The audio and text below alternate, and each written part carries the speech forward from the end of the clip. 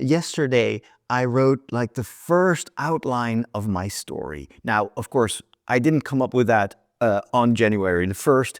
This was a story that has been kind of like maturing for months and maybe even for years. It goes back to an idea that I had maybe 15 years ago.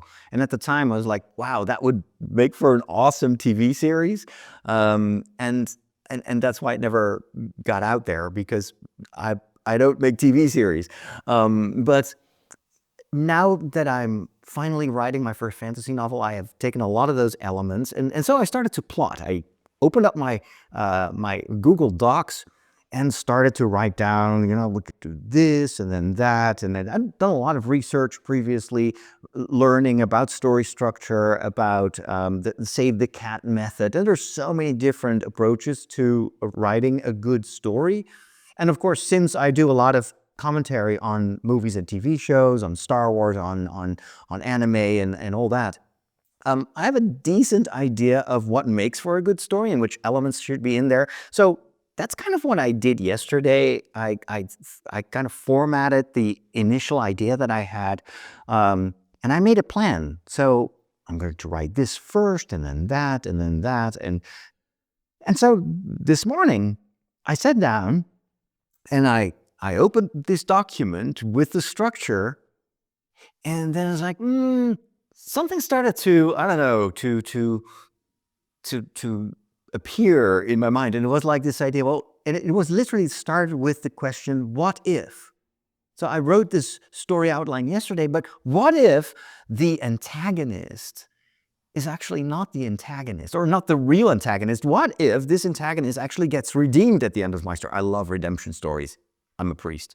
But what if this antagonist actually has a true antagonist that we don't see? Is kind of like the Emperor in Star Wars, in A New Hope, we think it's Darth Vader who's the bad guy, and then we learn that, no, Darth Vader is just an acolyte of the real dark guy, which is the Emperor, and he is truly corrupted. It's almost impossible that there's any redemption for him, because he doesn't seek anything that is redeemable. So anyway, I was thinking, like, oh, wait. And then I started to just type. So what if this antagonist, and I started to kind of put myself in the mindset of the antagonist in the story. It sounds a bit abstract, I know, because you don't know what the story is going to be about.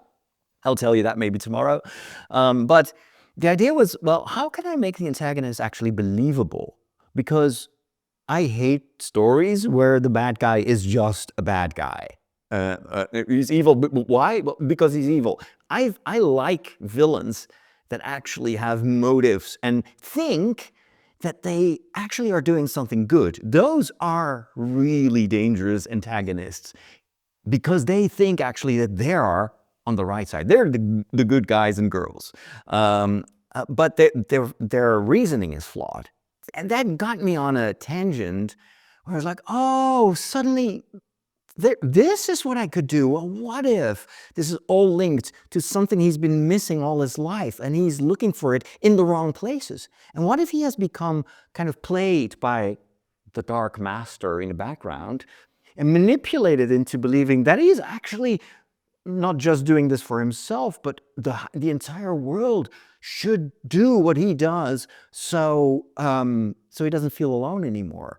And that makes for a very nuanced kind of antagonist. And I was typing away, and then while I was typing, like, okay, now I need to define the master. What are the motives of this master, and why is he the ultimate evil in the story? And what drives him? And then knowing what drives, of course, these are all kind of generic things, and that almost any story has in common with mine, and that is there's always something that people want, something that they consider to be the ultimate good. Unfortunately, a lot of people make mistakes in where to seek that good, and what is good for them may be extremely destructive to others. So anyway, this master, what drives him, and what could be his ultimate goal? And how is he using this other antagonist, this kind of like intermediate antagonist? And what if, again, it's the question, what if? What if there's not just one victim of this dark master? What if there are more people like the antagonist that's going to play in my story that also are being corrupted. And then, of course, I was like, oh, wait, I've got an idea. And I started typing. And then, well, but then this could happen. And then, anyway, I was lost in typing. Thankfully, I had my timer on, so it warned me that I'd been typing away for 25 minutes. So I took a walk, came back. And then that was the break that I needed to realize, well, wait, there is one other thing. I need to also write down what this means for the hero of my story. Because I had already an idea of what his story would be. It's a male main character. But the plan that I had made for his story, now that I had defined the antagonist and what's truly going on in the background, it no longer worked. I had to change my plan. And to just give you a little glimpse of the story that I initially wanted to do, I wanted it to start in this world. And then to have this secondary magical world that my main character would be somehow transported to. It's kind of the thing that you see in, for instance, Harry Potter, where, as soon as he enters Diagon Alley, he is in a parallel world. I always like stories like that, where you have this world, but then there's something that you don't see yet. But then, when I sat down to write for another 25 minutes, I realized, well, this is not necessary. This whole idea of starting in this world, what if this all takes place in the same time, but in a kind of magical version of the time that so my story is taking place in the Middle Ages.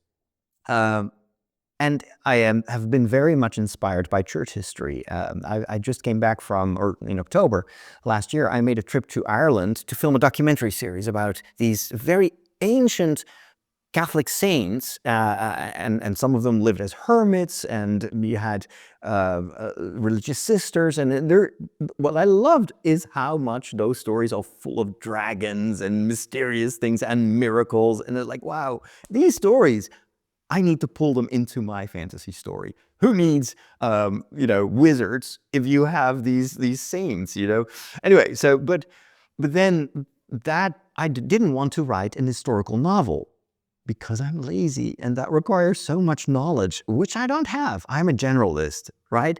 So, but then I was like, well, what if the locus of my story is a magical version of those early Middle Ages, where the miracles and the dragons that the stories talk about are real. They're really there. Because in a lot of these ancient stories, of course, they're kind of like mythological narrations.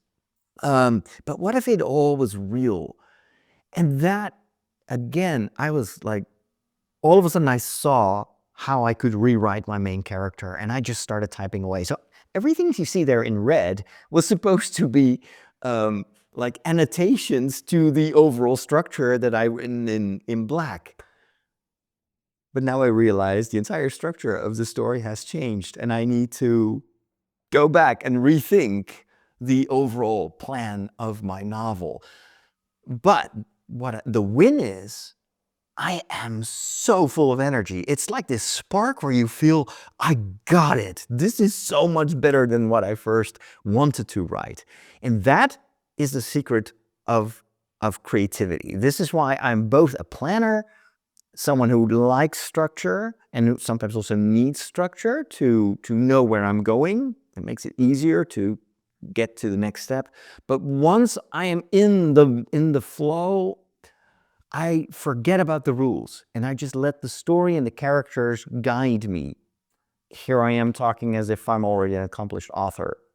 This is kind of how it feels, and I've heard this in interviews that I did with these fantasy authors, but I never experienced it myself, and it's amazing. It's just so exhilarating.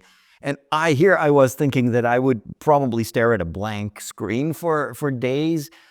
No, I can't wait to get back tomorrow morning and write some more.